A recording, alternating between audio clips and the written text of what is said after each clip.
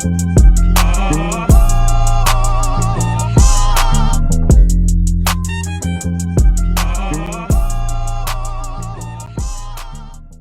man, say man, thank y'all for joining us. We are back for the Moving on Purpose podcast. This is episode 16. I am Cooley. Your boy Stu. Appreciate y'all for tapping in with us, man. Welcome if you haven't back. already, hit that like, hit that subscribe button, follow us on social media. We post content all throughout the week and we interact. If you write messages, we interact if you write comments. So please do. It gives us more things to come on here and talk about, all right?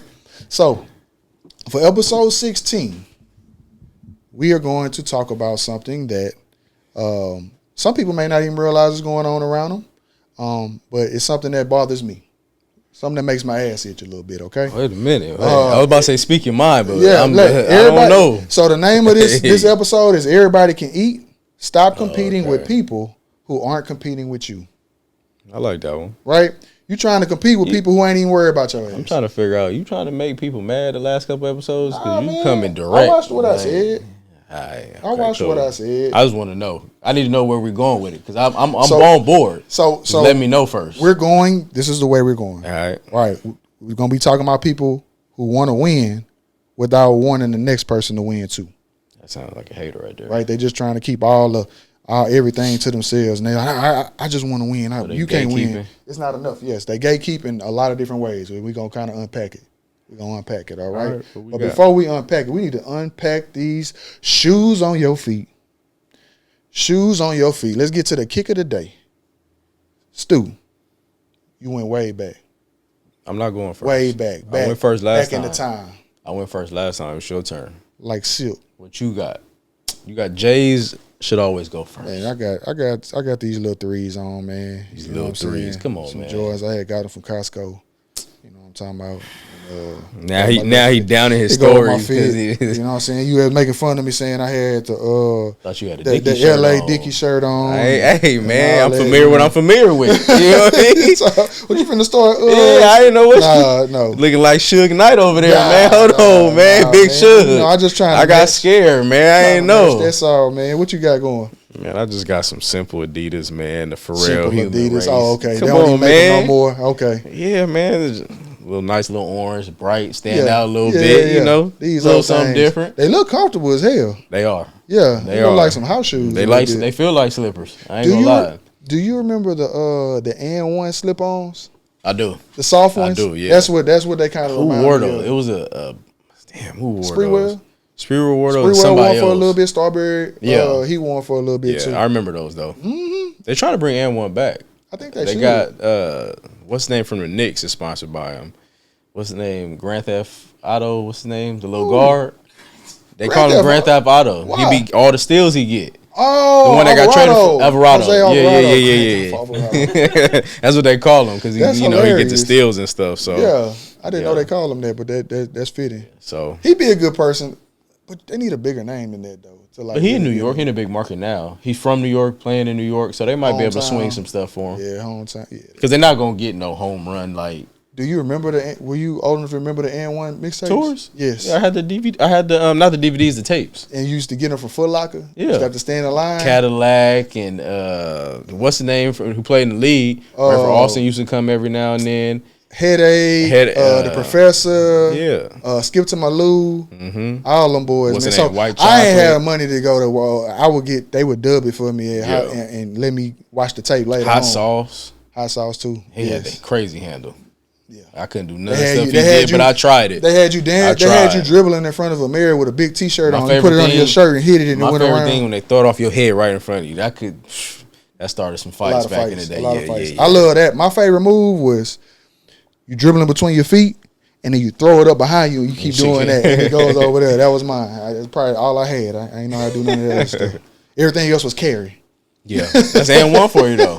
That's why they didn't make it to the NBA level, but it was entertaining. Yeah. So all right. So let's get into this barbershop talk, man. A little lighthearted question before we get into the main topic of the day.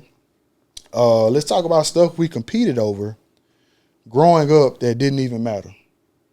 When you was a kid, you was competing. Racing in the street. Everything. Racing. You want to be first. Could get hit by a car, don't matter. The lunch line. to going to the water fountain. Yeah. I wanted to be first. Yeah, I wanted to be first. Those good times though. So you didn't know it didn't matter. Mine was everything was always competition. Either if it was competition with somebody else or it was competition with myself. Maybe it's just me, but I'll be outside dribbling the ball, shooting after I watch a game. Like, okay, I want to go learn that move and go practice it. And I shoot the ball and be like, if I don't hit this, everybody gonna die. I knew you were gonna say some crazy.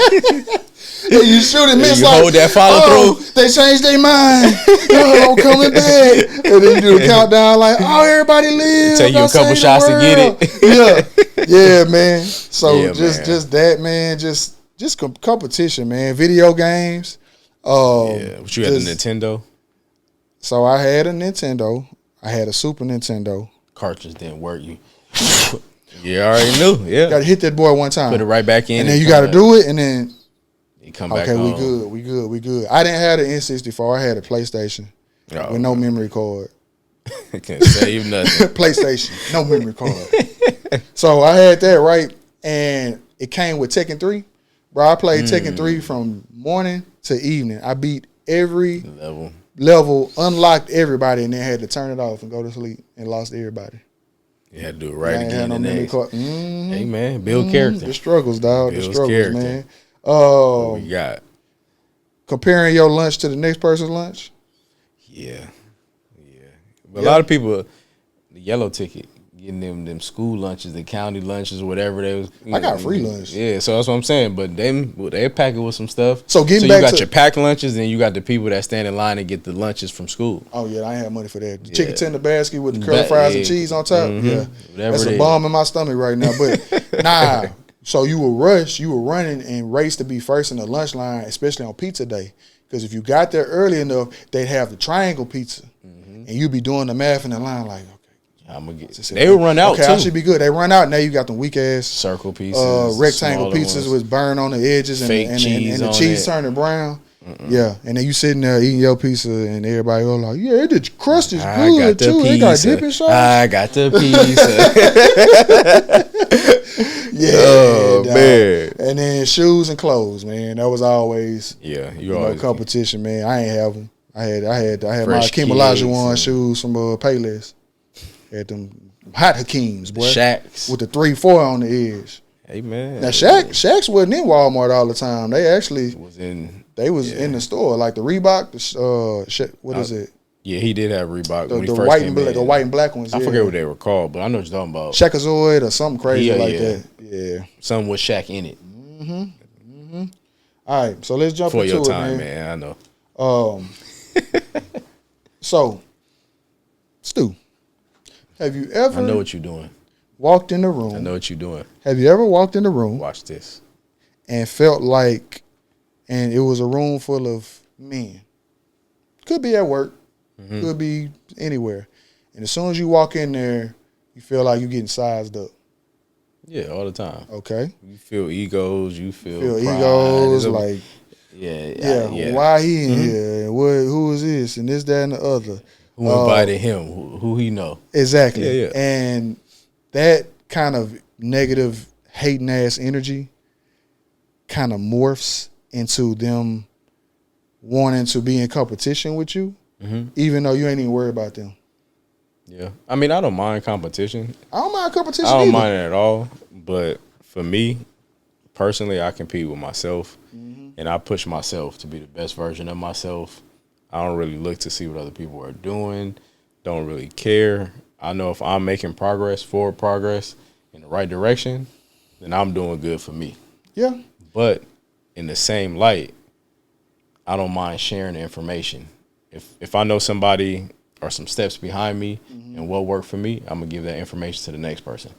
Because I don't mind seeing you win. I consider you to be a confident person, right? And there's a difference between being confident and being cocky, right? Nobody likes a cocky person. So I can't think of anybody who ever called me cocky. So I'm the type of person that I'm confident in my abilities and whatever it is that I'm doing. Right. And I'm comfortable in my own skin to where I could care less if you feel like you're in competition with me. I'm in competition with myself to be the best version of myself and whatever it is that I'm challenged to do, right? Right. And I feel like if more people had that mindset, they wouldn't get caught up in the semantics of comparing themselves to other folks. And, I don't know if you ever heard this, but they say comparison is a thief of joy.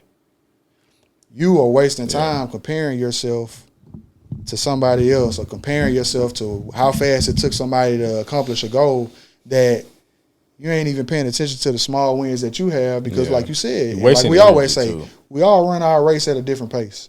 I'm not supposed to get to my destination at the same time as you. I might get there faster. It might take me longer, but I'm supposed to figure it out on my own so that I'm the best version of myself when I do get it. How about this? If we got the same goals and you get there first, eventually I'm going to get there.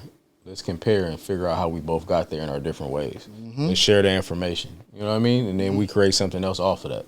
It's simple, man. It's enough for everybody to eat, be successful, and to have in this world. But people are greedy and selfish, insecure, and, they're mad. If you get there before me, I'm upset. I take it personal. Yeah. Why? Yeah. I'm going to come to you and ask you, hey, man, I'm stuck on these steps right here. What did you do? How did you accomplish this? Because I just can't overcome this obstacle. What did you do? I always, bro, I just be in my own little world. I ain't never worried about the next person. They get this car before me or that car before. Man, did you see? Who cares, bro? You do your job and go home, right? Yeah. And so it really hit me in my job as a rookie. Well, I had a couple years on, but I put in for a position. And when I put in for the position, I put in for day shift when I was on night shift, and they was like, man, you ain't gonna get that. They're only this, that, and that. They're gonna have to tell me no. What you say? We end up going to day shift, right? And they was like, man, rookies don't normally get to come to day shift. Well, right? What they got to do with me? And then whenever that position for public affairs came open when I was an officer, I put my name in the hat. Didn't know anybody. I wasn't there long enough to know anybody. Yeah. And when I told, they say, hey, man, you put in for that spot? I said, yeah. I said, oh, man, you might not even want to go and interview because that's where people go to retire. It's a bunch of officers that have like 20 and 30 years on, man. You ain't gonna get that. I say, shit, let them tell me no, and then I'll come back and be right back here running calls with you, right? Yeah. I go to it, I kill the interview, and they hit me with some stuff like that I wasn't ready for, and I showed up and did what my gift is, right? And then I go back, and they're like, how'd it go? I said, I don't know, man, we gonna see. It was a lot of people that put in for it. Yeah. Then I get the call, hey, you got the spot if you want it. Absolutely, I want it. I'll take it. I'll see you soon. Yes, sir. Then the word gets around my station. Come to, hey man, who you know? Why I had to know somebody? Just get a fair advantage. Exactly. Why I couldn't just do a good job on the interview and earn my spot? Yeah, people can't just congratulate you and give you your credit. That's the problem. Ego, pride, whatever it is. People just hate to see you do good. Yeah. They only want to know when you're doing bad. They be in your face when you're doing bad just so they can talk about you. But the moment you're doing good, you're not getting a compliment. That energy is different. It's just, he must know somebody, like you said. Bro, I get like genuine satisfaction and happiness from seeing my people do well or seeing other people do well or putting people in positions to do well. Like, and if I tell somebody like, hey man, I'm proud of you, I'm not just saying that to say it. Like I actually genuinely mean like, hey man, everybody can't do that. You did it and I'm proud of you. If don't nobody else tell you, I know I ain't nobody. And I had to get out of my way. I would be like, man, what that mean coming from you? Hey man, I'm proud of you. Even if we on the same level, if you higher than me, I'm proud. I just know somebody who's a lieutenant and they just finished their doctorate. And I say, congratulations, I'm proud of you. Because I know how hard you work to get that PhD. Yeah. It's not easy, right? Yeah. But other people will be, oh yeah, man, good job, but still be hating. You know what I'm saying? It's not genuine. Grinding their teeth because they feel like why how they do it and why I can't do it. Yeah. Some people talk themselves out of doing stuff, overthinking and already negative before you go into it, manifesting bad energy. You just never gonna get anywhere with that. It catches me off guard sometimes because it'll come from people that you wouldn't necessarily think you get it from. Real quick, and then we'll move on. Circles, like I say, I was in public affairs, doing my thing, trying, use my gift, right? And then I'm studying for the test. And I'm like, all right, man, I'm about to have to go do my time on patrol. But I went and made it known to all of the people up there above me and on the same level, hey, I'm trying to come back. and I had somebody who I respected and still respect, and I don't think they necessarily meant it the way that they said it. Mm-hmm. You trying to come back? Ain't nobody ever came back here when they leave as a supervisor. I say, yeah, sound like you projecting. Yeah. You projecting what other people can't do on me. That has nothing to do with me. Yeah. I'm of the mindset that I've put enough work in here to become a valuable member of this division, and that the what I bring to the table would be appreciated if I came back as a supervisor and continued it. Now, that's not for you to make the decision. That's for them to make the decision. So what you saying don't mean nothing. Yeah. And some people, like, if they hear that, they'll completely change their whole day. Yeah. And then they start questioning themselves. Like, the voice in your head, not crazy. Somebody else's questions on themselves should never change your process and your thoughts. The question, like, the loudest voice, one should be God, whoever you praise and worship, right? Mm-hmm. Second loudest voice should be your internal voice that you have with yourself to continue to encourage yourself and validate yourself and tell, hey, man, you can do it. Yeah. Like, you can do it, right? As loud as the hate is, the praise that you have within should be even louder. I agree. So, key line. Some people don't hate you. They just hate where they are. Ain't that what you just said? Amen. I'm just saying, and then they project their downfalls and their shortcomings on you. And be like, hey, bro, like, it's plenty to eat out here. Like, you got to identify people like that and stay clear of them, because it's just, they already have their mindset shaped to how they want to think, and sometimes that's why they're in positions and places where they are, because they're already manifest, I can't, or I won't, or they don't want me, or I heard this is not this and that. Go figure it out and find out yourself. I'm not trying to hear from you, especially if you're negative. I'm not taking any information from you. I will go get my own opinion. Thank you. It's a quick conversation. All right, man. I hear you. Appreciate it. And I'm going to go apply or do whatever I need to do and just find out information on my own. Yeah, and we talk about the people being negative, man, but talk about the power of wanting others to win. Manifest. If you see others winning that you are kind of like in your circles or you associate with, it's a great feeling to see people move on and get different positions and stuff like that. But it also is like an energy. You're like, okay, I work neck and neck with that person or whatever it is. I know I can too. It maybe got to be for me, but I know what they're capable of, but I know what I'm capable of. So I'm happy for them genuinely, but it's time for me to stop being complacent and move around. Let me study for this. Now, I know this is coming up. Let me prepare. Let me try to get to a different position.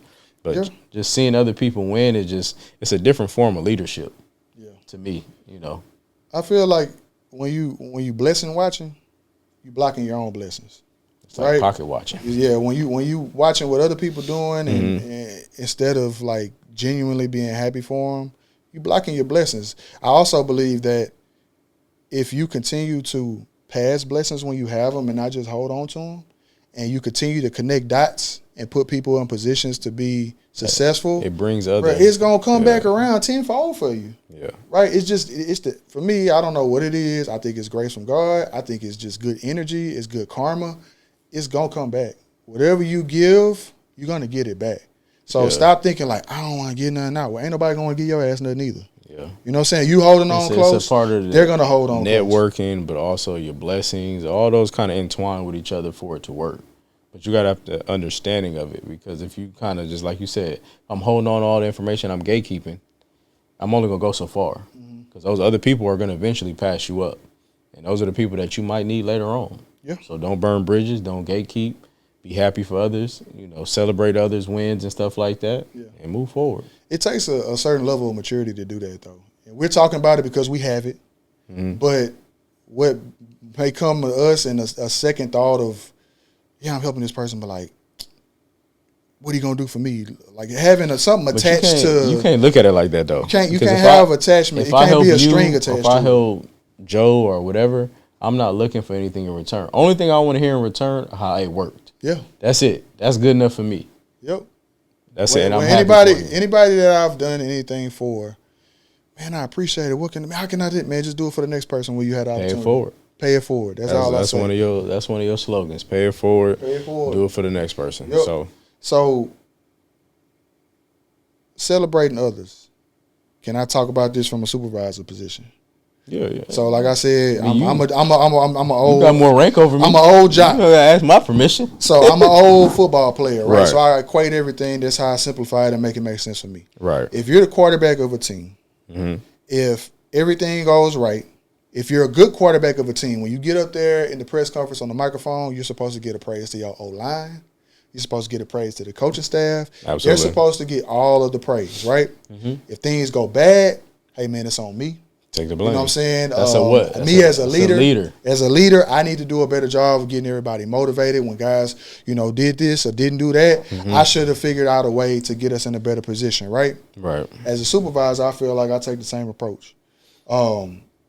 I've also had supervisors that they'll ask you to do stuff behind the scenes and set it up, and then as soon as the cameras come, they want to go be the first in front and act like it was their idea. Take right? credit. For me, everybody know people like that.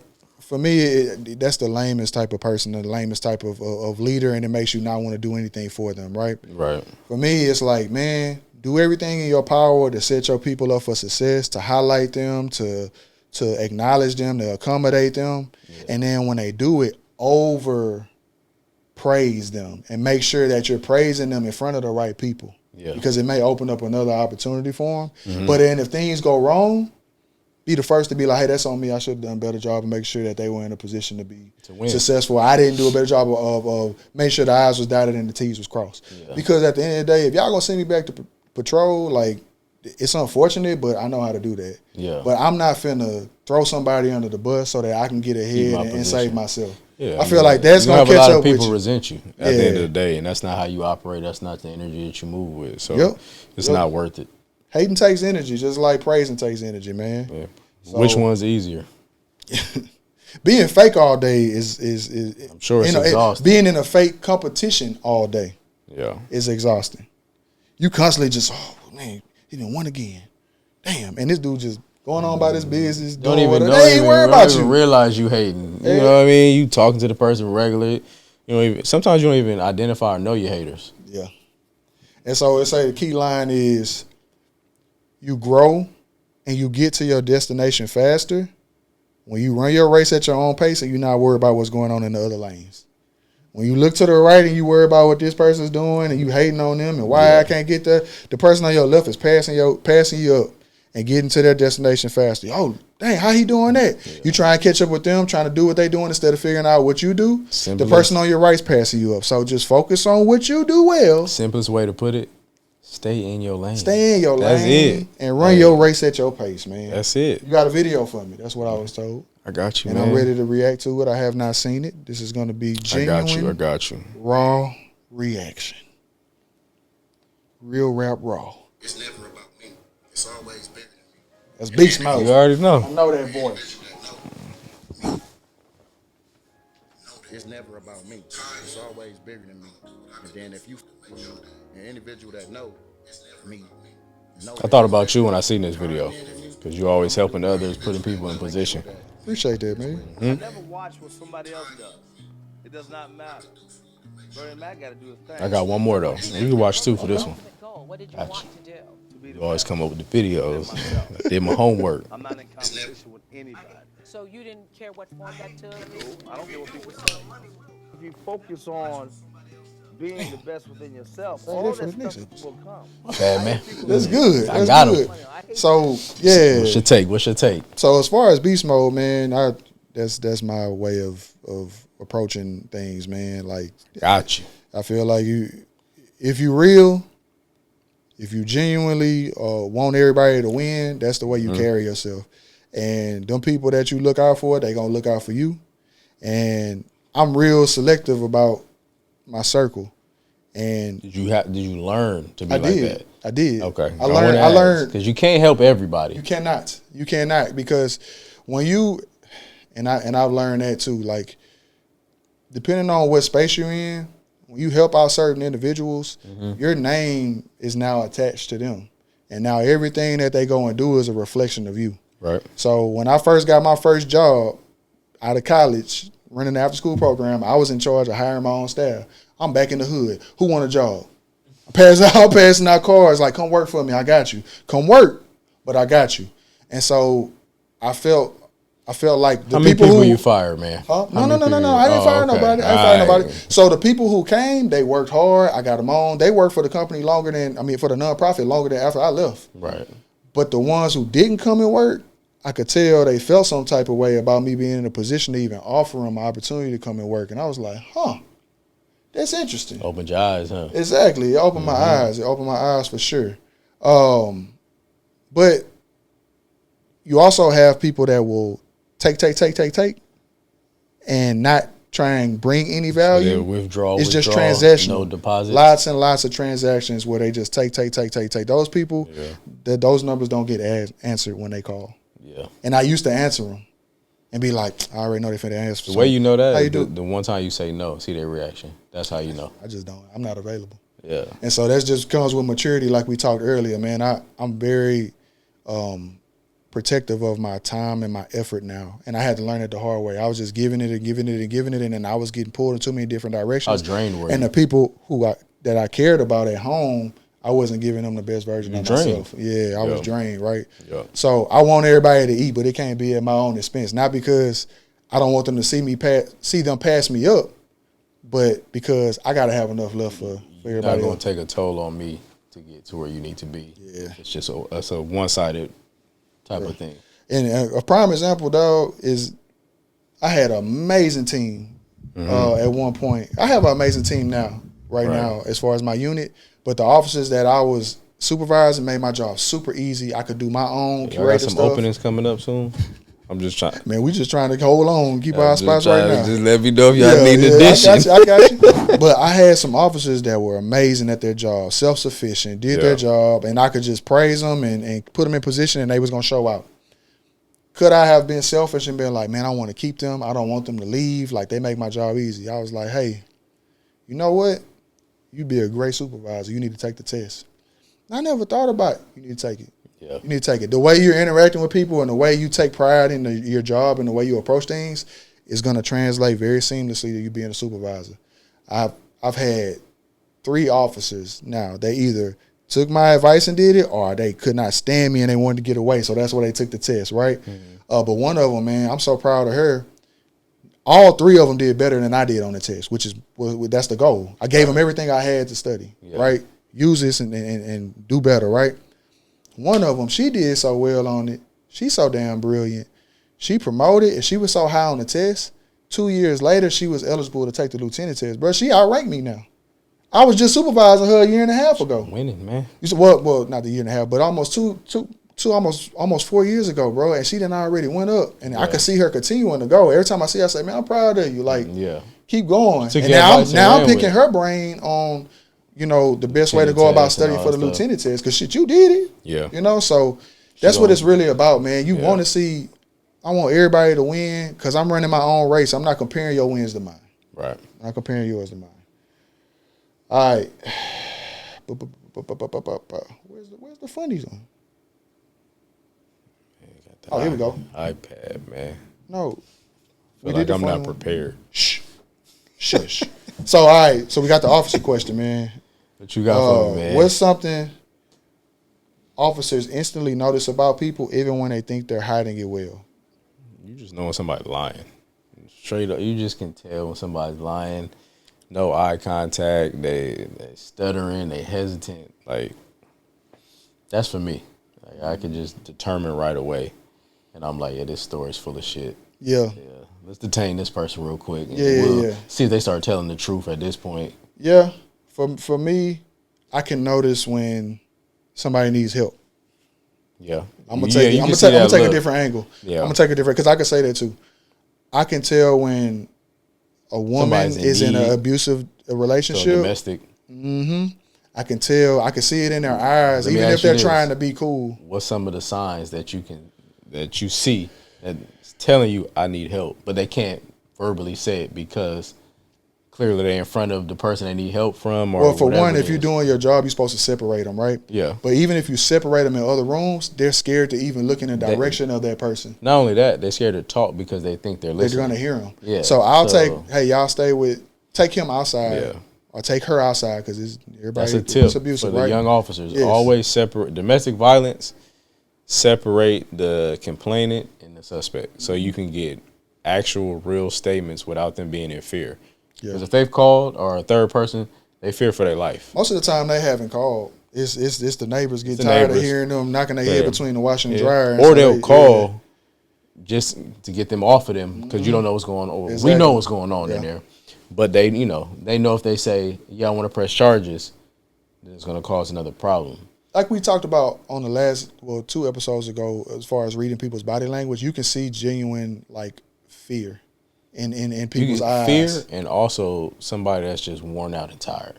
That too. You can see that too. That too. But I can tell, even when you separate them, like they don't even want to look like I'm scared. I'm scared he's going to come back through that door. I'm scared he's going to hear what I say. And like when you ask them about certain things, they want to tell you, but they just like, I don't want to say the wrong thing. You can see their eyes widen or their heart drop. Are they doing this trying to hide like marks and stuff? And but that's when you have to work on your communication skills as far as making them feel comfortable enough to. You got to build that rapport. Exactly. If you can build a rapport, you'd be surprised what type of information you can get from a complainant. Not trick them. No. But not you have to know how to ask the same questions in different ways. Ask the right questions. Yes. It's continuous. How long has it been going on? How long have y'all been dating? How long have y'all been all the questions that you need. So when you call that DA, you can articulate and you can pretty much tell them the charge that you want to get. Yeah. Sometimes, even if they don't want to press in domestic violence, you can still get charges taken. And a lot of folks don't know that. So I just need you to say that he hit you and you feel pain, and that's all I need. Yeah, it's key words. Get him. But that's my main thing. No matter how much you're trying to hide it, I can tell something's going on. With kids too, I can tell something's going on, and I can also tell from the abuser how they're trying to control the scene. And control how we're investigating it, that you doing something you ain't got no business. Yeah. And you don't want us to find out. So, I mean, that comes with time and experience. It's muscle memory just like anything else, man. So, to kind of wrap things up, man, everybody can eat. It's enough food on the table for everybody. Everybody should be eating. Everybody should be. There's enough success for everybody. Stop trying to compete with people in your head that ain't even worried about you. Yeah. They ain't worried about you. They don't even know you. They don't even know you. Yeah. They in their own mind trying to figure out how to be the best version of themselves, like Bernie Mac said. And I think we should do that one for the next one. But that was a great video, man. Like he said, I'm trying to be the best version of me. Yeah. I'm not in competition with nobody. I'm not watching what anybody else is doing. And I don't care what anybody says because it's not going to change because I'm here for a reason. God put me here for a reason. Absolutely. And as long as you stay humble and continue to carry yourself that way, you're going to keep being put in positions to be successful and keep getting those wins. Now, like Denzel said in the last episode, you got to go back and share those wins and share that knowledge as well. Saying you want everybody, this is what I was always taught, you want everybody around you to have the same success. You don't want a bunch of people that look up to you, rely on you, and leech off of you. You want everybody to be able to hold their own weight. Y'all celebrations are different. Your conversations are different. The energy is different because everybody's winning. Nobody's secretly hating on you. Nobody's worried about it, but everybody's secretly winning. You might be a guru in this field over here. I'm in this field. We come together. Whatever it is, but you got your success. I have mine. That's all you want. Exactly, man. So we appreciate y'all for checking in with us and listening to us, man. Continue to watch, like, subscribe, comment, message us, whatever it is. Everything he said. I had a couple people reach out that want to do interviews, like that do their own podcast. Okay. I had a guy that did a TED Talk. He's interested in coming on, so y'all look for that soon. We're going to start doing some interviews. Y'all going to have some more content of us outside of the studio. So we're looking forward to that, man. But I hope y'all enjoyed this episode. Take what you heard and share it with everybody that you know, especially them hating ass friends that be sneak dissing because they need this. So get our little clip video and send it to them that I don't know. And I'm out. Appreciate it. Yup.